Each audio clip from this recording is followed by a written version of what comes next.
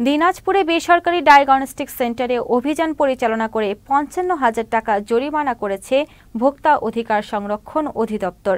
রোববার সকালে দিনাজপুর মেডিকেল কলেজের সামনে অভিযান পরিচালনা করে ৩টি ডায়াগনস্টিক সেন্টারে লাইসেন্স না থাকা, কর্তব্যরত চিকিৎসক ও পর্যাপ্ত নার্স টেকনোলজিস্ট না থাকায় এবং অপরিচ্ছন্নতার জন্য মোট ৫৫,০০০ টাকা জরিমানা করা হয়।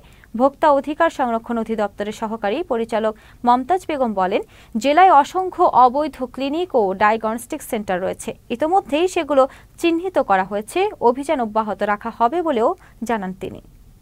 আমরা 3টি ডায়াগনস্টিক সেন্টারের সময় নাম বলতে পারছি না, তাদেরকে আমরা জরিমানার আওতায় নিয়ে এসেছি।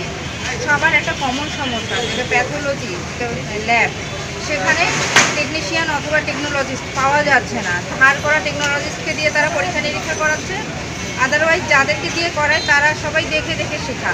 বেশিরভাগই আমরা এখানে একটা পেয়েছি যাদের পেপার ছিল, টেকনোলজিতে তাদের পেপার ছিল, তো ওকে তারা ঠিক আছে, তাদের হয়তো রিপোর্টটাও সঠিক আসবে। কিন্তু যাদের এই ধরনের নেই তাদেরকে আমি তো জরিমানা করেছি, সেই সাথে আমরা একটা সময় দিয়ে সতর্ক করে দিচ্ছি।